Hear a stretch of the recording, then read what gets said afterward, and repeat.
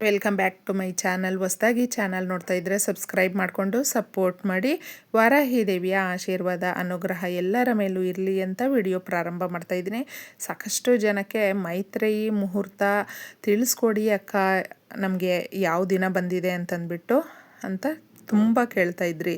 ಈಗ ಇದೇ ಡಿಸೆಂಬರ್ 2ನೇ ತಾರೀಕು ಮಂಗಳವಾರ ಮೈತ್ರೇಯಿ ಮುಹೂರ್ತ ಬಂದಿದೆ.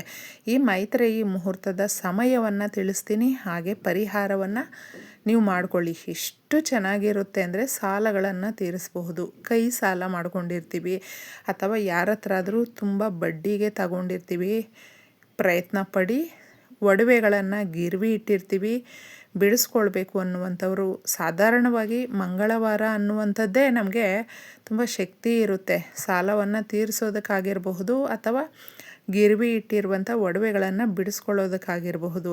ಅಂತಹ ದಿನವೇ ನಮಗೆ ಮೈತ್ರೇಯಿ ಮುಹೂರ್ತ ಕೂಡ ಬಂದಿದೆ. ಸಾಕಷ್ಟು ಜನ ಮೈತ್ರೇಯಿ ಮುಹೂರ್ತವನ್ನು ನೀವು ಕೇಳ್ತೀರಾ, ಅದನ್ನು ನೀವು ಬಳಸ್ಕೊಂಡಿದ್ದೀರೋ ಇಲ್ವೋ, ಅಕಸ್ಮಾತ್ ನಿಮಗೆ ಅದರಿಂದ ಎಷ್ಟು ಉಪಯೋಗ ಆಗಿದೆ ಅದ್ರ ಬಗ್ಗೆ ನೀವು ತಿಳಿಸ್ಕೊಡಿ. ಇನ್ನೊಬ್ಬರಿಗೆ ಕೂಡ ಅದು ಹೆಲ್ಪ್ ಆಗುತ್ತೆ. ಸಾಕಷ್ಟು ಜನಕ್ಕೆ ಇದರಿಂದ ತುಂಬ ಒಳ್ಳೆಯದಾಗಿದೆ.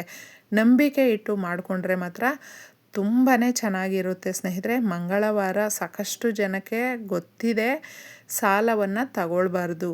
ಮೈತ್ರೇಯಿ ಮುಹೂರ್ತ ಬಂದಿರುವಂಥ ದಿನಗಳಲ್ಲಿ ಒಡವೆಗಳನ್ನು ಗಿರ್ವಿ ಇಡೋದಕ್ಕೆ ಹೋಗಬೇಡಿ, ಸಾಲವನ್ನು ಮಾಡ್ಕೊಳ್ಳೋದಕ್ಕೆ ಹೋಗಬೇಡಿ. ನಮ್ಮ ಲೈಫಲ್ಲಿ ನೆಮ್ಮದಿ ಅನ್ನೋದೇ ಇರೋದಿಲ್ಲ. ಈ ಒಂದು ಮುಹೂರ್ತವನ್ನು ಸರಿಯಾಗಿ ಬಳಸ್ಕೊಳ್ಳಿ. ಮಧ್ಯಾಹ್ನದ ಸಮಯ ಬಂದಿರೋದ್ರಿಂದ ಇನ್ನೊಂದು ಡೌಟ್ ಕೂಡ ಇರುತ್ತೆ ಸಾಕಷ್ಟು ಜನಕ್ಕೆ. ನಾವು ಮನೆ ಅನ್ನುವಂಥದ್ದು ಎಲ್ರಿಗೂ ಒಂದು ಕನಸಾಗಿರುತ್ತೆ. ಸ್ವಂತವಾಗಿ ಮನೆ ಕಟ್ಕೊಳ್ಬೇಕು ಅನ್ನುವಂಥವರು ಸಾಲಗಳನ್ನು ಮಾಡ್ಕೊಂಡಿರ್ತಾರೆ. ಅದನ್ನು ನೀವೇನಾದರೂ ಪ್ರಯತ್ನ ಪಟ್ಟರೆ ಅದು ಆಗೋದಿಲ್ಲ ಸ್ನೇಹಿತರೆ ಈ ಮೈತ್ರೇಯಿ ಮುಹೂರ್ತದಲ್ಲಿ. ಯಾಕಂದರೆ ನಾವು ಅದು ಕನಸಿನ ಮನೆ ಆಗಿರುತ್ತೆ, ತುಂಬ ಆಸೆಯಿಂದ ನಾವು ಮಾಡಿರ್ತೀವಲ್ವ, ಅದಕ್ಕೆ ಸಾಲವನ್ನು ನಾವು ಇಷ್ಟದ ಪ್ರಕಾರ ಮಾಡ್ಕೊಂಡಿರ್ತೀವಿ.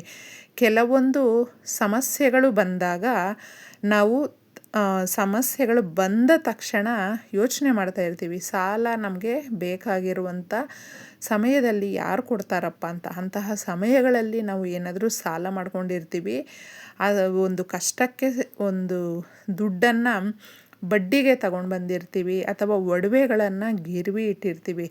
ಅಂತಹ ಸಮಯಗಳಲ್ಲಿ ನಮಗೆ ಈ ಮುಹೂರ್ತದ ಗಳಿಗೆಗಳು ಸಹಾಯಕ್ಕೆ ಬರುತ್ತೆ. ಇದನ್ನು ನೆನಪಲ್ಲಿಟ್ಕೊಂಡು ನೀವು ಈ ಪರಿಹಾರವನ್ನು ಮಾಡಿಕೊಳ್ಳಿ. ತದನಂತರ ಮಂಗಳವಾರದ ದಿನ ಸಾಸಿವೆಯಿಂದ ಈ ಪರಿಹಾರ ಮಾಡಿಕೊಂಡಾಗ ದೃಷ್ಟಿದೋಷಗಳು, ನರದೃಷ್ಟಿ ಹಾಗೂ ಶತ್ರುಗಳ ಭಯ ಅನ್ನೋದು ಇರೋದಿಲ್ಲ. ಮನೆಯಲ್ಲಿ ಸುಖ ಸುಮ್ಮನೆ ಜಗಳ ಆಗ್ತಾ ಇರುತ್ತೆ, ಕಿರಿಕಿರಿ ಆಗ್ತಾ ಇರುತ್ತೆ. ಏನಕ್ಕೆ ಜಗಳ ಆಗ್ತಾಯಿದೆ ಗೊತ್ತಿರೋದಿಲ್ಲ. ನಿಂತ್ಕೊಂಡ್ರು ಕೂತ್ಕೊಂಡ್ರು ಪ್ರತಿಯೊಂದಕ್ಕೂ ಕೂಡ ತಪ್ಪನ್ನು ಹುಡುಕುವಂಥದ್ದು, ಮನೆಯಿಂದ ಎಲ್ಲಾದರೂ ಹೋಗ್ಬಿಡೋಣ ಅನಿಸ್ಬಿಡುವಂಥದ್ದು, ಈ ರೀತಿ ಪರಿಸ್ಥಿತಿಗಳು ಚೆನ್ನಾಗಿಲ್ಲ ಅನ್ನುವಂಥವರು ಮಕ್ಕಳಿಂದಾಗಿರಬಹುದು ಅಥವಾ ಗಂಡ ಹೆಂಡ್ತಿ ಒಬ್ರಿಗೊಬ್ಬರು ಈ ಥರ ಸಮಸ್ಯೆಗಳನ್ನು ಎದುರಿಸ್ತಾ ಇದ್ದರೆ ಮಾತ್ರ ಅಂತಹವರು ಈ ಪರಿಹಾರವನ್ನು ಮಾಡಿಕೊಳ್ಳಿ. ಸ್ವಲ್ಪ ನಮಗೆ ಕಲ್ಲುಪ್ಪು ಹಾಗೂ ಸಾಸಿವೆ ಈ ಎರಡೂ ಬೇಕಾಗುತ್ತೆ.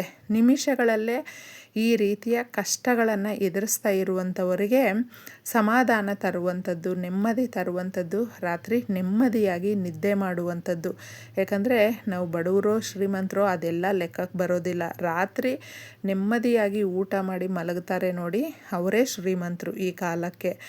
ಆ ರೀತಿಯ ಭಾಗ್ಯ ಬೇಕು ಅಂತ ಹೇಳಿದ್ರೆ ನಮಗೆ ಸ್ವಲ್ಪ ಒಂದು ಪ್ಲೇಟಲ್ಲಿ, ನೀವು ಚಿಕ್ಕ ಪ್ಲೇಟಲ್ಲೇ ಉಪ್ಪು ಹಾಗೂ ಸಾಸಿವೆ ಇಷ್ಟನ್ನು ರಾತ್ರಿ ಹಾಕಿಬಿಟ್ಟು ಏನೆಲ್ಲ ಸಮಸ್ಯೆಗಳಿದೆಯೋ ಅದನ್ನೆಲ್ಲ ಕೂಡ ನೀವು ಹೇಳ್ಕೊಂಡು ನಿಮ್ಮ ಮನೆಯ ಯಾವುದಾದ್ರೂ ಒಂದು ಮೂಲೆಯಲ್ಲಿ ಅದನ್ನು ಮತ್ತೆ ಟಚ್ ಮಾಡಬಾರ್ದು. ಆ ಥರ ನೋಡಿಕೊಂಡಿದ್ದೆ ಇಡಬೇಕು. ರಾತ್ರಿ ಪೂರ್ತಿ ಇಡಿ.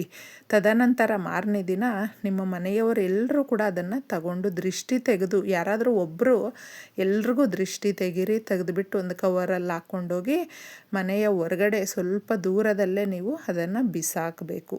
ಇನ್ನು ಮನೆಯಲ್ಲಿ ಮಕ್ಕಳು ಮಾತು ಕೇಳ್ತಾ ಇರೋದಿಲ್ಲ, ದುಡಿಮೆ ಯಾರಿಗೂ ಸರಿಯಾಗಿ ಆಗ್ತಾಯಿಲ್ಲ, ಆದಾಯ ಬರ್ತಾಯಿಲ್ಲ ಅನ್ನುವಂಥವರು ಈ ರೀತಿ ಒಂದು ಗ್ಲಾಸಲ್ಲಿ ಶುದ್ಧವಾದಂಥ ನೀರನ್ನು ತಗೊಂಡು 1 ಸ್ಪೂನಷ್ಟು ಕುಂಕುಮ ಹಾಕಿ ಸ್ನೇಹಿತರೆ. ಕುಂಕುಮದ ನೀರನ್ನು ರೆಡಿ ಮಾಡಿಕೊಂಡು ತುಳಸಿ ದಳಗಳನ್ನು ಸ್ವಲ್ಪ ಹಾಕಬೇಕು. ಪೂಜೆಗೆ ಬಳಸುವಂಥ ದಳಗಳನ್ನು ತಗೊಳ್ಳೋದಕ್ಕೆ ಹೋಗಬೇಡಿ. 2 ಎಲೆಗಳನ್ನು ತಗೊಂಡು ಅದರಲ್ಲಿ ಹಾಕಿಬಿಟ್ಟಿದ್ದೆ ರಾತ್ರಿ ಪೂರ್ತಿ ನಿಮ್ಮ ಮನೆಯ ಒಂದು ಬೆಡ್ರೂಮಲ್ಲಾಗಿರಬಹುದು, ನಿಮ್ಮ ಮಕ್ಕಳು, ನಿಮ್ಮ ಯಜಮಾನರು, ನೀವು ಮಲಗುವಂಥ ಜಾಗದಲ್ಲಿ ಸ್ವಲ್ಪ ಡಿಸ್ಟೆನ್ಸಲ್ಲಿ ಇಡಿ. ಅದರ ಮೇಲೆ ಏನು ಮುಚ್ಚಿಡೋದಕ್ಕೆ ಹೋಗಬೇಡಿ. ಈ ಥರ ಇಟ್ಟು ರಾತ್ರಿ ಎಲ್ಲ ಮಲಗಿದಾಗ ಮನೆಯಲ್ಲಿರುವಂಥ ನಕಾರಾತ್ಮಕ ಶಕ್ತಿಗಳೆಲ್ಲವೂ ಕೂಡ ದೂರ ಆಗುತ್ತೆ. ಮುಖ್ಯವಾಗಿ ಮನುಷ್ಯನಿಗೆ ಬಂದಿರುವಂಥ ಕಷ್ಟಗಳು, ದರಿದ್ರ ದೂರ ಆಗಿ ದುಡ್ಡು ಕಾಸಿನ ಹೊಂದಾಣಿಕೆ ಅನ್ನೋದು ಚೆನ್ನಾಗಾಗುತ್ತೆ. ದೈವಶಕ್ತಿ ಅನ್ನೋದು ಮನೆಯಲ್ಲಿ ಜಾಸ್ತಿ ಆಗುತ್ತೆ. ಯಾಕಂದರೆ ದುರ್ಗಾದೇವಿಯ ಆಶೀರ್ವಾದ ಅನ್ನೋದು ತಪ್ಪದೇ ಸಿಗುತ್ತೆ. ಮಂಗಳವಾರ ಮಾಡುವಂಥ ಪರಿಹಾರಗಳಿದೆ ನೋಡಿ, ಅದು ಬೇಗ ನಮ್ಮ ಸಮಸ್ಯೆಗಳನ್ನು ಬಗೆಹರಿಸುತ್ತೆ. ಇನ್ನು ಮೈತ್ರೇಯಿ ಮುಹೂರ್ತ ಅಂತ ಕೂಡ ತಿಳಿಸ್ದೆ ನಾನು, ಅದನ್ನು ಕೂಡ ಸಮಯ ತಿಳಿಸ್ತೀನಿ, ಮಾಡ್ಕೊಳ್ಳಿ. ಈ ಕುಂಕುಮದ ನೀರು ಮಾರನೆಯ ದಿನ ತಗೊಂಡೋಗ್ಬಿಟ್ಟಿದೆ ಸ್ವಲ್ಪ ದೂರದಲ್ಲಿ ಚರಂಡಿ ನೀರು ಅಥವಾ ದೂರಕ್ಕೆ ನೀವು ಚೆಲ್ಲಿಬಿಟ್ಟು ಬನ್ನಿ. ಲೋಟವನ್ನು ತೊಳೆದು ಮನೆಯ ಒಳಗಡೆ ತಗೊಂಡು ಬನ್ನಿ. ಮೈತ್ರೇಯಿ ಮುಹೂರ್ತ ನೀವು ಒಂದು ಚೀಟಿಯಲ್ಲಾದರೂ ಬರಿಬಹುದು, ಬೇ ಲೀಫಲ್ಲಾದರೂ ಬರ್ಕೊಳ್ಬಹುದು ಸ್ನೇಹಿತರೆ. ಈ ರೀತಿ ನೀವು ಬರ್ಕೊಂಡು ಅದನ್ನು, ಅಂದರೆ ನೀವು ಸಾಲ ಯಾರ ಹತ್ರ ಆದರೂ ತಗೊಂಡಿರ್ತೀರ ಅಥವಾ ನೀವು ಗಿರ್ವಿ ಇಟ್ಟಿರ್ತೀರಲ್ವ ಒಡವೆಗಳು, ಆ ಅಂಗಡಿಗೆ ಇಷ್ಟು ದುಡ್ಡನ್ನು ನಾವು ಮೈತ್ರೇಯಿ ಮುಹೂರ್ತದ ಸಮಯವನ್ನು ಬಳಸ್ಕೊಂಡು ಸಾಲವನ್ನು ತೀರಿಸಿದ್ದೀವಿ ಅಂತಂದ್ಬಿಟ್ಟು ಪಾಸಿಟಿವ್ ಆಗಿ ಬರಿಬೇಕು. ಬರೆದು ಬಿಟ್ಟು ಆ ಬೇ ಲೀಫ್ ಆಗಿರಬಹುದು ಅಥವಾ ಚೀಟಿ ಆಗಿರಬಹುದು, ದುಡ್ಡನ್ನು ನೀವು ಇಡಬೇಕು ಒಂದು ಸ್ವಲ್ಪನಾದರೂ. ಯಾಕಂದರೆ ಪೂರ್ತಿ ತೀರಿಸೋಕ್ಕಾಗುತ್ತೆ ಅಂತ ಹೇಳಿದ್ರೆ ಆ ಸಮಯಕ್ಕೆ ಹೋಗಿ ನೀವು ಕಟ್ಕೊಳ್ಳಿ.